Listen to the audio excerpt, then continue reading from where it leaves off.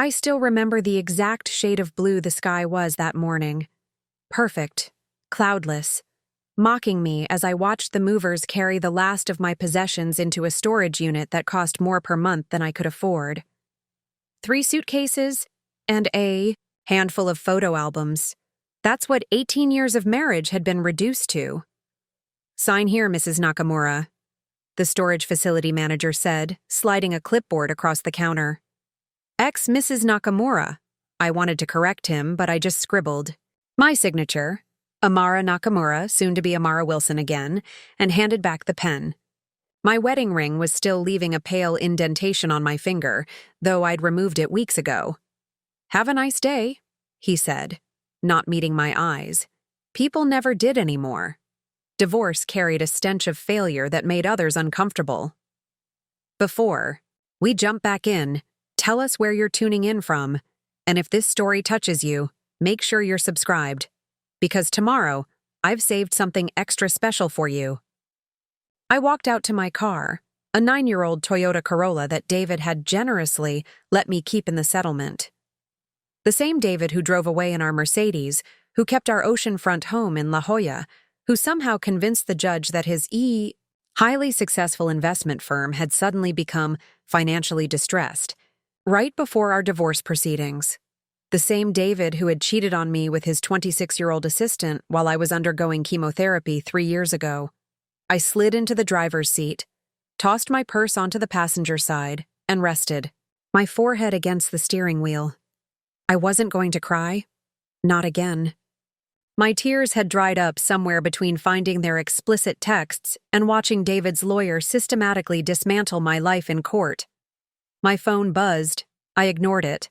Probably Janelle, my former best friend, calling to check on me for the 5th time today. The same Janelle who had known about David's affair for months before I discovered it. The same Janelle who had sat across from me at countless dinner parties, watching me praise my husband's devotion while he was sleeping with someone else. The phone buzzed again. I sighed and fished it out of my purse. It wasn't Janelle. Amara. The voice on the other end was familiar but distant. "It's Morris. Morris Green. David's former business partner, before David had forced him out of their firm 4 years ago. I hadn't spoken to him since. Morris? How did you get my number?" "That's not important right now." His voice was tight. "Can you meet me? Somewhere. Private. There's something you need to see. I don't think..."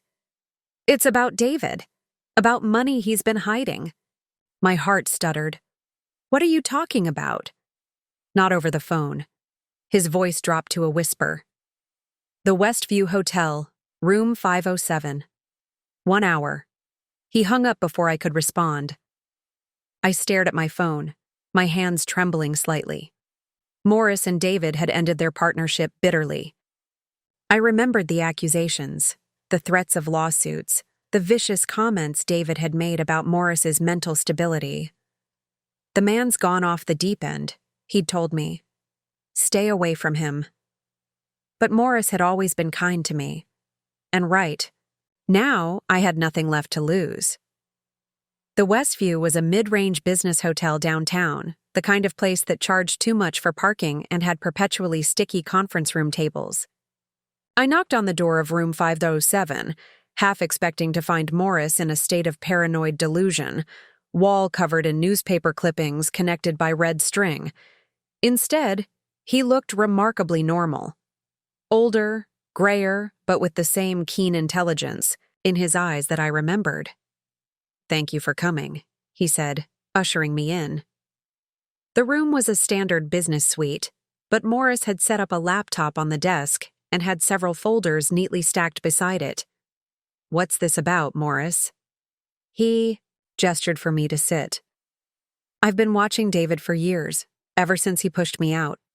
"Watching him?" "Following the money." Morris typed something on his laptop.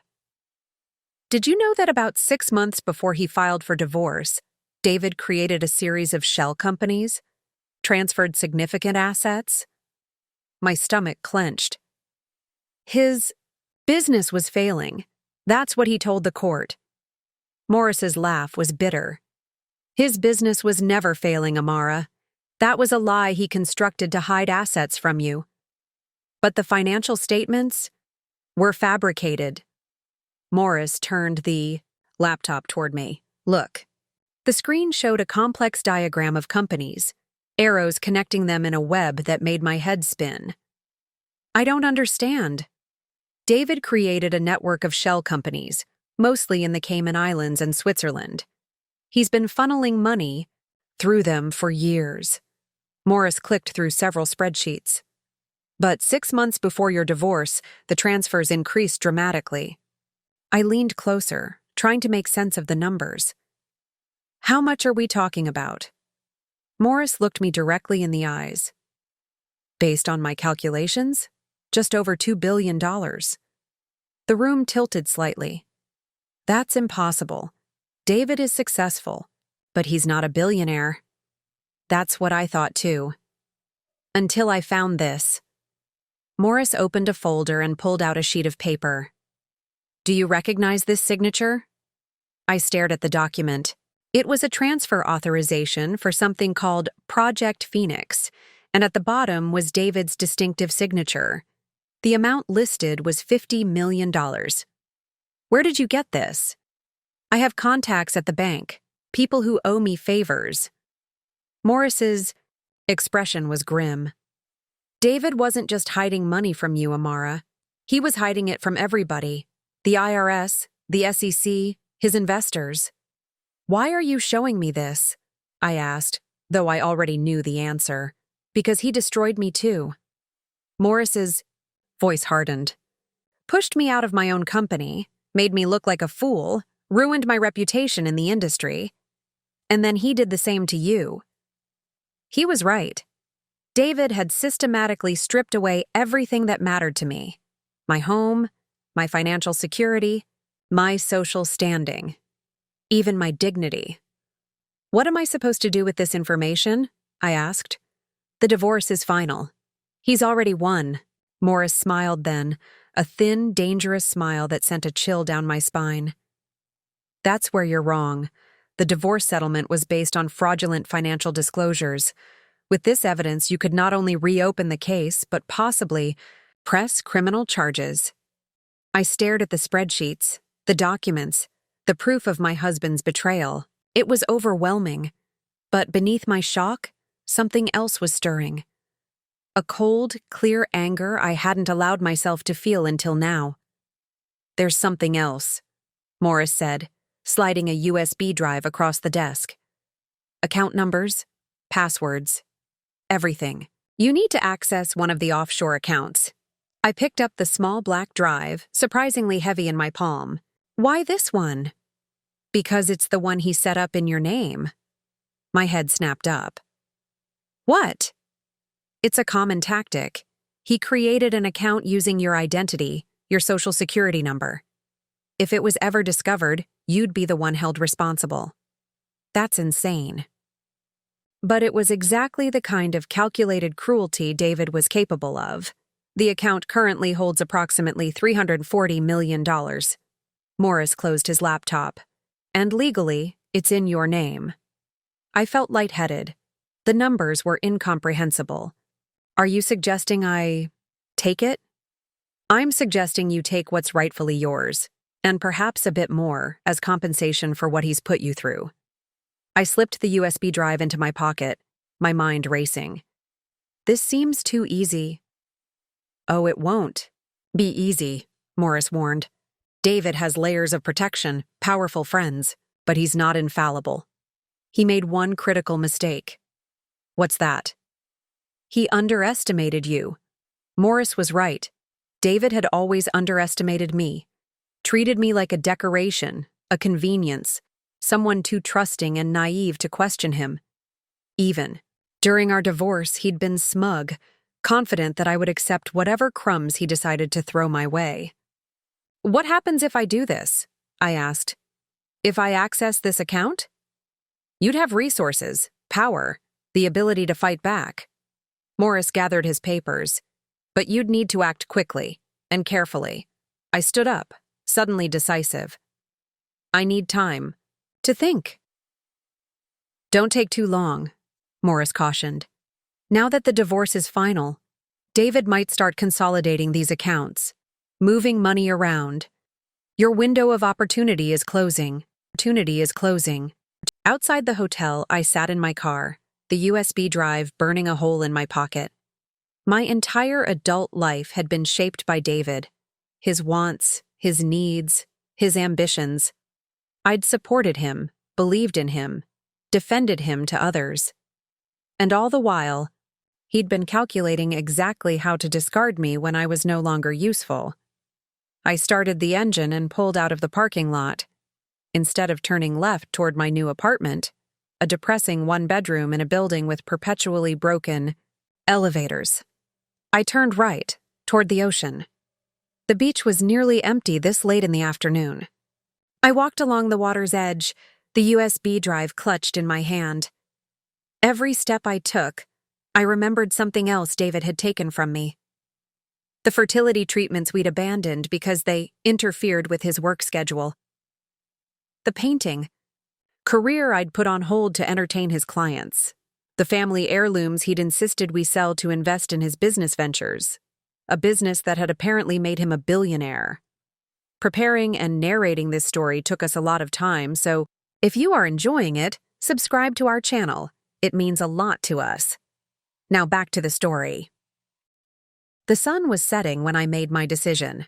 I found a coffee shop with Wi-Fi, ordered a latte, and plugged the USB drive into my laptop.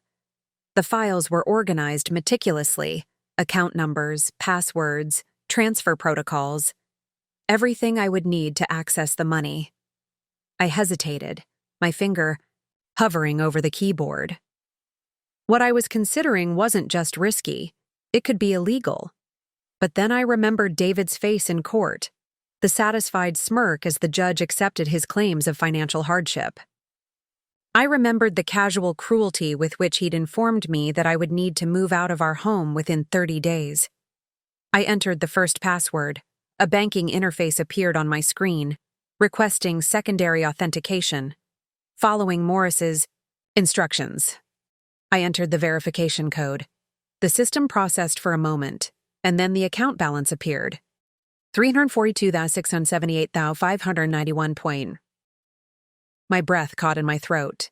It was real. All of it was real. I closed the laptop and sat back, my mind spinning with possibilities. With this money, I could hire the best lawyers, forensic accountants, private investigators. I could expose David's fraud and reclaim what was rightfully mine, or I could disappear. Start a new life somewhere far away, where David Nakamura was just a bad memory. My phone buzzed with a text message. Unknown number. Have you made your decision? Morris.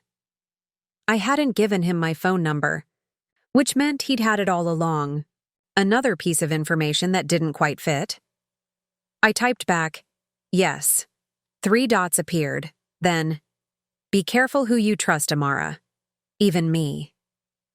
I stared at the cryptic message, a chill running down my spine. What wasn't Morris telling me? Why come? To me after all this time? Before I could respond, another text came through. David knows someone accessed the account. You have 24 hours before he locks you out. Choose wisely. The coffee shop suddenly felt exposed, vulnerable. I packed up my laptop and hurried to my car, checking over my shoulder with every step. If David knew someone had accessed the account, how long before he figured out it was me?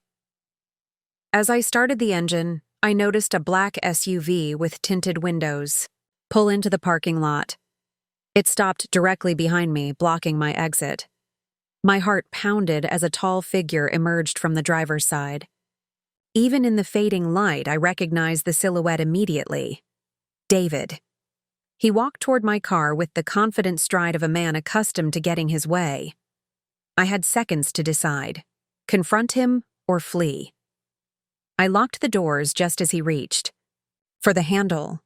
Through the window, his face was a mask of controlled rage. "We need to talk, Amara," he mouthed, his voice muffled by the glass. I shook my head and put the car in reverse, calculating if I could maneuver around his SUV. David slammed his palm against my window. "I know what you did," he shouted loud, enough for me to hear. "Do you have any idea what you've gotten yourself into?" In that moment, staring into his eyes, I realized something that should have been obvious long ago. David wasn't just cruel or selfish, he was dangerous. And now I had access to hundreds of millions of dollars he had hidden from the world.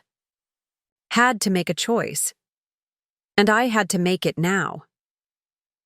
I gripped the steering wheel tighter, my knuckles turning white. David's face was inches from my window, his expensive cologne somehow seeping through the glass. The parking lot lights cast harsh shadows across his features, making him look even more menacing. "5 minutes, Amara," he said, his voice calmer now.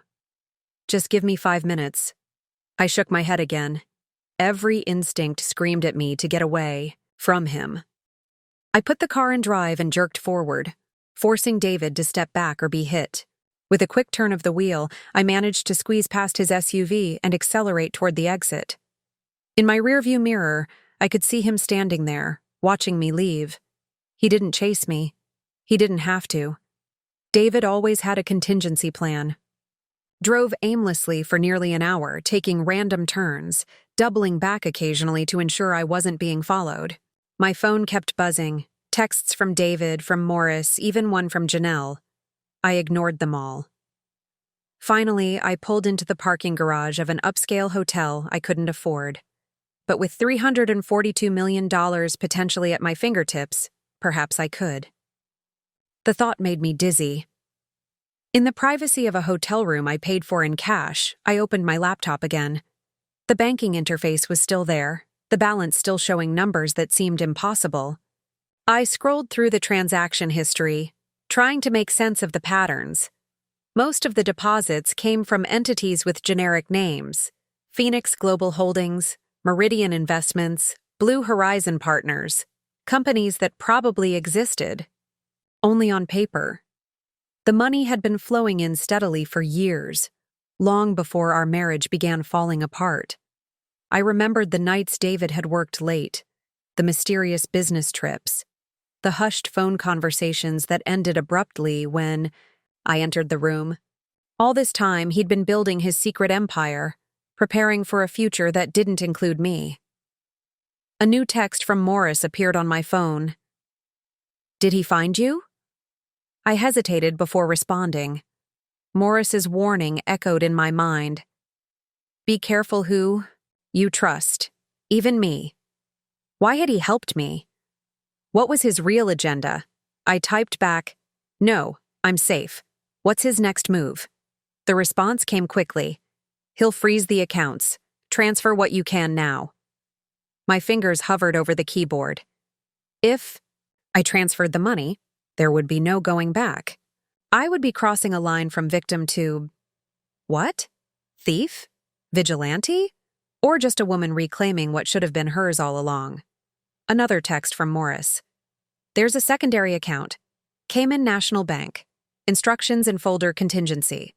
He can't trace that one. I found the folder and opened it. Inside was information for another account, this one registered to a shell corporation called Lazarus Ventures.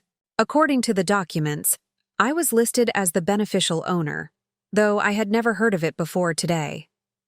Following the instructions, I initiated a transfer from the first account to Lazarus Ventures. The system asked for confirmation to move $340 million. My hand trembled as I clicked confirm. A progress bar appeared on the screen, moving agonizingly slowly. 10%, 15%, 20%. My phone rang. David's number. I silenced it. 30%, 45%, 60%, 60%. Another call, this time from an unknown number. I let it go to voicemail. 75%, 85%, 95%. My hotel room door suddenly shuddered with the force of someone pounding on it. "Amara, open up!" David's voice, urgent and commanding. I froze, staring at the door. How had he found me? I know you're in there. Security is on their way up. You have 1 minute to open this door or I'm calling the police. The transfer completed with a soft chime from my laptop. $340 million, now sitting in an account that couldn't be traced back to either of us, at least according to Morris. The pounding continued. This is your last chance, Amara. I closed the laptop, shoved it into my bag, and looked around frantically. The hotel room was on the 4th floor, too high to climb out the window.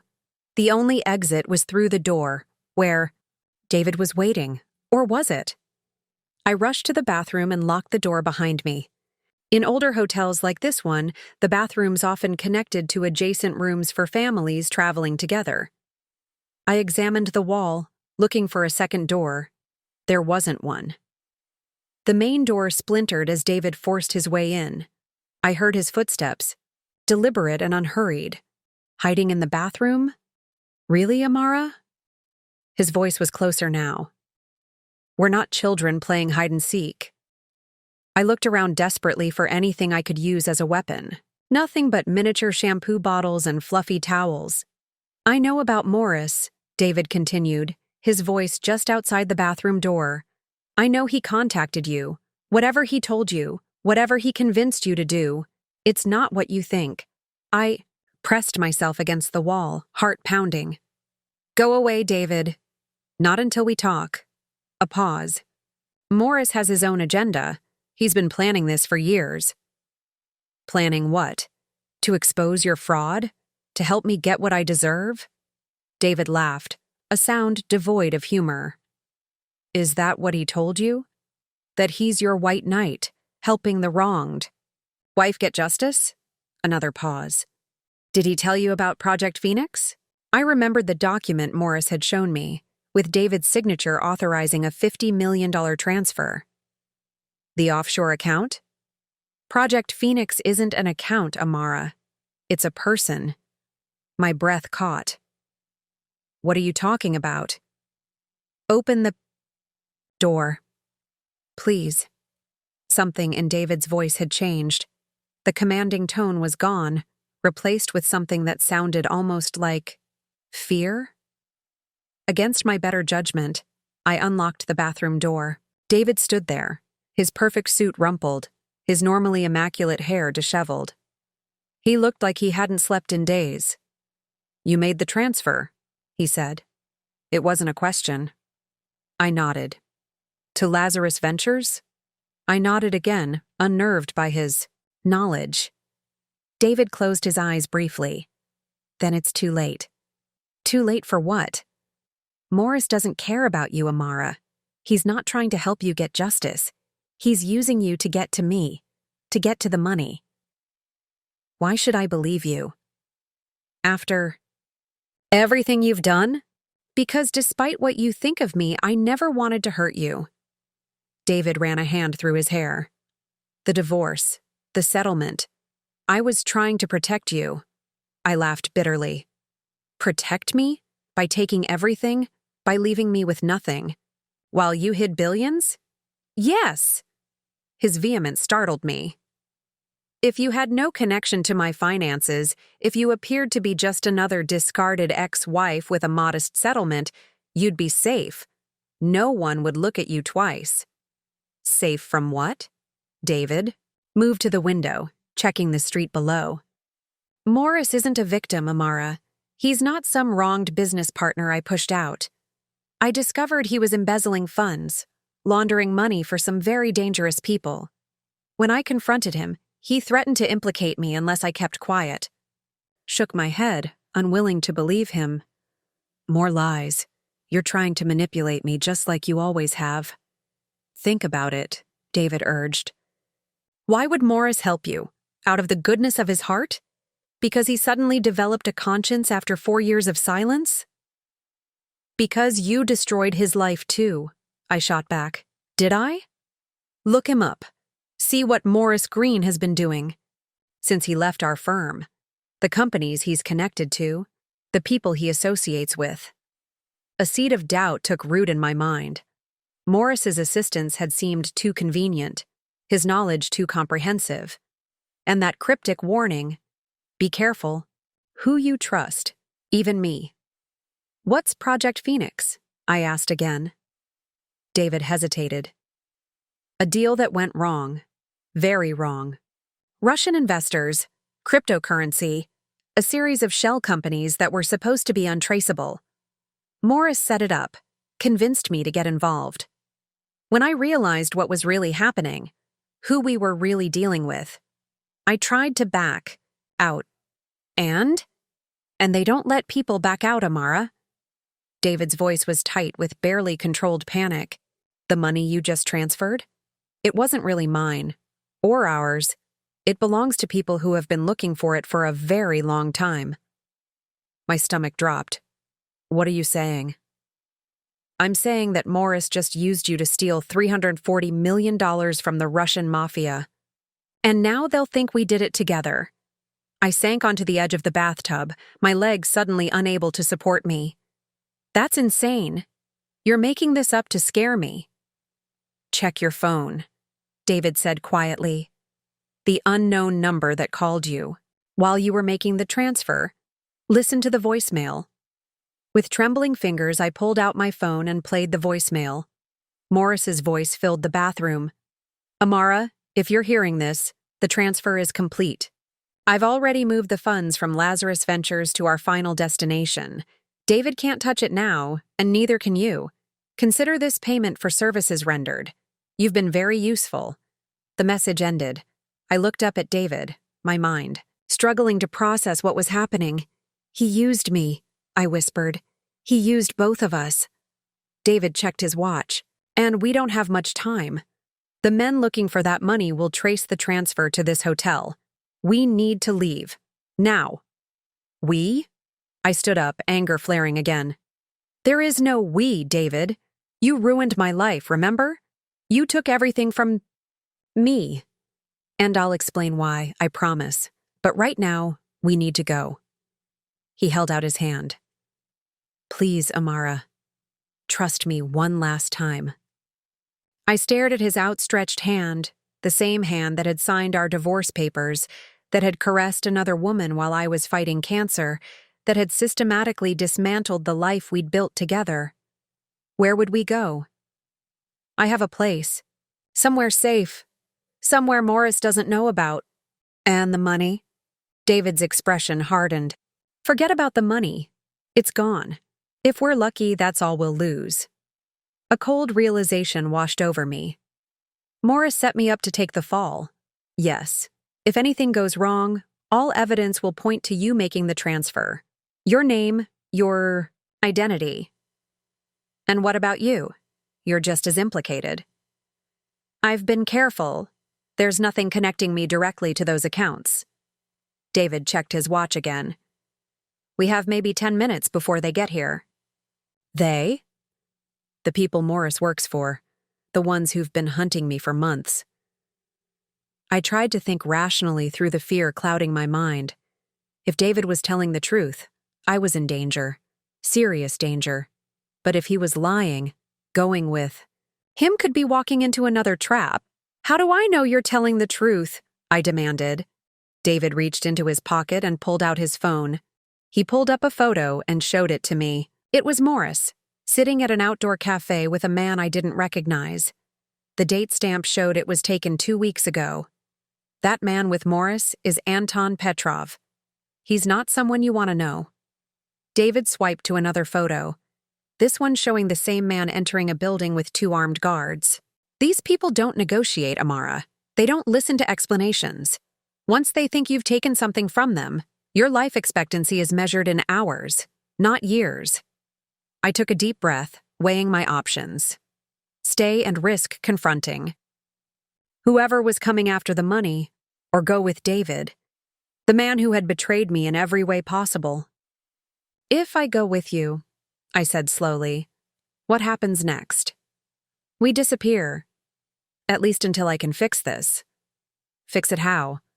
I have leverage, information, things that can keep us both alive. A car with tinted windows pulled up outside the hotel, from our Fourth floor vantage point, I could see two men in dark suits emerge and enter the building. David saw them too. Time's up. Are you coming or not? In that moment, I made my choice. Not out of trust or forgiveness, but out of survival. I grabbed my bag and nodded. Lead the way. David moved swiftly to the door, checked the hallway, then motioned for me to follow. Instead of heading toward the elevators, he guided me to the emergency stairwell at the end of the corridor. Service. Entrance, he explained as we descended rapidly. Less security cameras. We emerged into an alley behind the hotel where another black SUV was parked, identical to the one David had driven to the coffee shop. You were prepared for this, I realized. I've been prepared for months. He opened the passenger door for me, ever since I found out what Morris was really planning. As I climbed into the vehicle, a bitter thought occurred to me. Is that why you filed for divorce? To distance yourself from me? To protect your precious assets? David started the engine, but didn't immediately drive away. He looked at me, his expression unreadable in the dim light of the alley. No, he said quietly. I filed for divorce because it was the only way to keep you alive. Before I could respond, he pulled out of the alley and accelerated down the street, away from the hotel where men who wanted us dead were closing in, away from the life I had known, into a darkness I couldn't begin to comprehend. Preparing and narrating this story took us a lot of time, so if you are enjoying it, subscribe to our channel. It means a lot to us. Now back to the story. We drove in silence for nearly an hour, heading east on the interstate, away from the coast. David kept checking the rearview mirror, his jaw tense, his knuckles white on the steering wheel. I had 1,000 questions, but something told me this wasn't the time. Instead, I watched the familiar landscape of Southern California give way to the vast emptiness of the desert. Stars emerged overhead, brilliant in the clear night sky, indifferent to the human drama unfolding beneath them. Finally, David exited the highway onto a narrow road that seemed to lead nowhere. After several miles of increasingly rugged terrain, we turned onto what was barely more than a dirt track. Where are we going? I asked, breaking the silence at last. Somewhere they won't think to look. David's voice was strained with fatigue. A property that's not in my name. Not in any name they could trace. The SUV's headlights illuminated a small cabin nestled against a rocky hillside.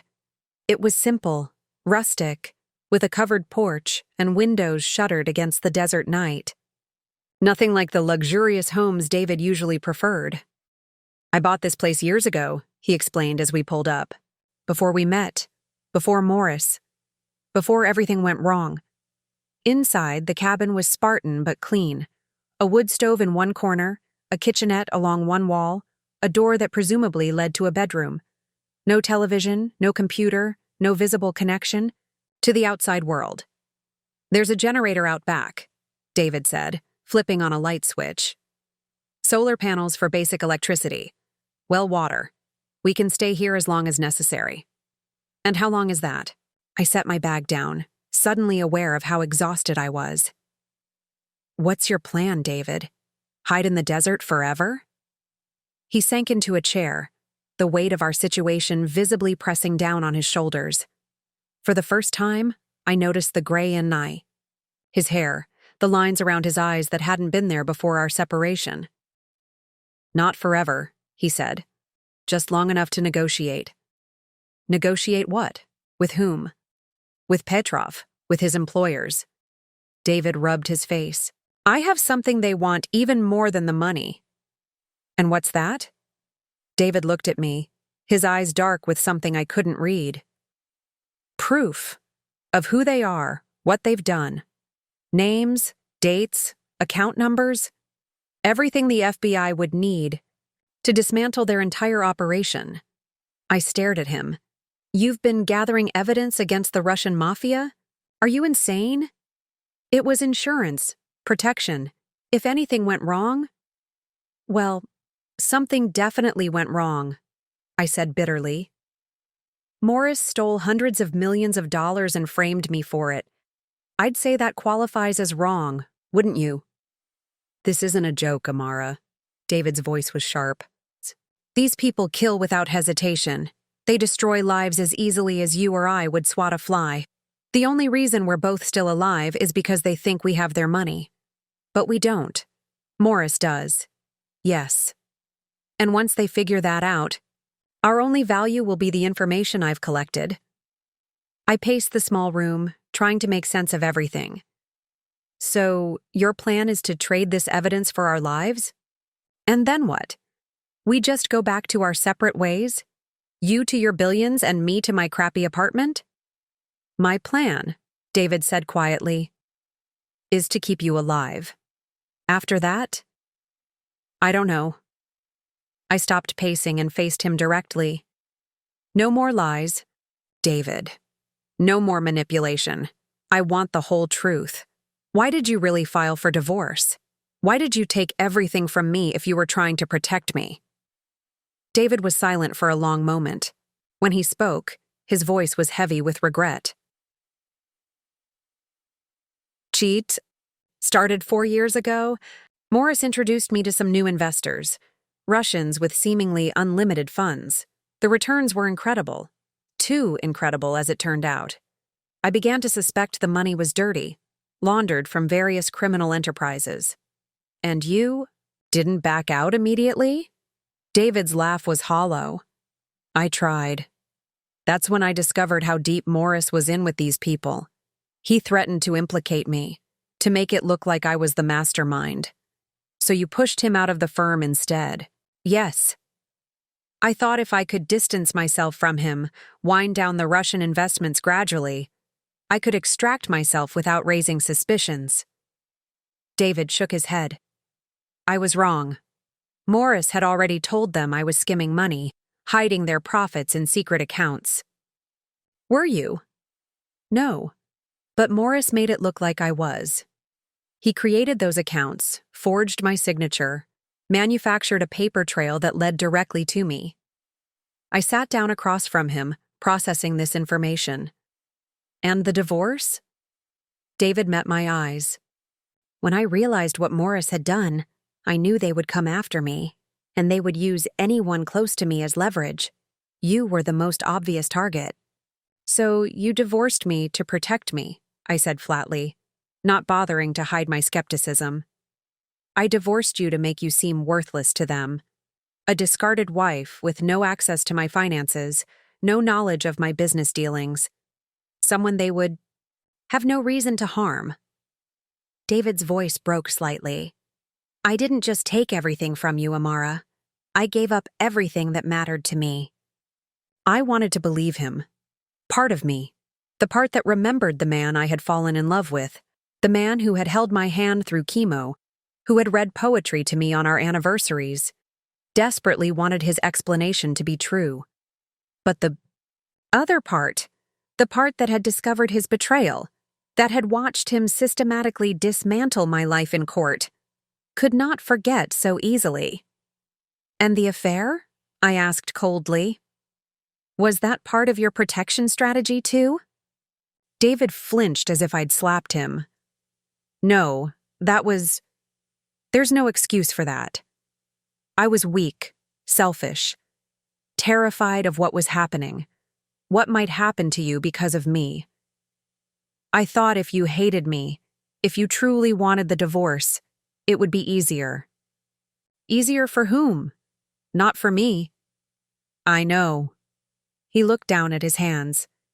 I know what I did was unforgivable. Outside, the desert wind picked up, howling around the corners of the cabin like a living thing. I suddenly felt the full weight of my exhaustion, the emotional toll of the day's revelations. There's only one bedroom, David said, noting my fatigue. You take it. I'll sleep out here. I nodded and picked up my bag. At the bedroom door, I paused. David, if what you're saying is true, if you really divorced me to protect me, why didn't you just tell me the truth? We could have staged the divorce, kept in contact secretly. He looked up, his expression pained. Because you're a terrible liar, Amara. Your every emotion shows on your face. They would have known something wasn't right, and they would have used you to get to me. A bitter smile crossed his face. Besides, I needed you to hate me. Your anger was your best protection. I thought about that as I closed the bedroom door behind me. My anger had indeed been a shield, a force that kept me moving forward when everything else had been taken away. It had protected me from the devastating pain of loss, the humiliation of betrayal. But it hadn't protected me from this. From being hunted by dangerous men because of money I'd never touched, decisions I'd never made, a game I hadn't known I was playing. As I lay in the narrow bed, listening to David moving quietly in the other room, I wondered what would happen next.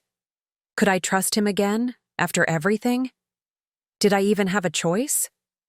And somewhere out there, Morris Green was enjoying his victory, his revenge against both of us, with $340 million of blood money. Unless, a thought occurred to me, so outlandish that I sat up in bed. What if Morris hadn't actually transferred the money? What if that voicemail was another lie, another manipulation? I reached for my laptop, but realized the cabin likely had no internet connection. I would have to wait until morning to test my theory. Sleep claimed me eventually, but my dreams were troubled, filled with faceless men in dark suits, mysterious bank accounts with endless zeros, and Morris Green's triumphant laughter echoing in the background.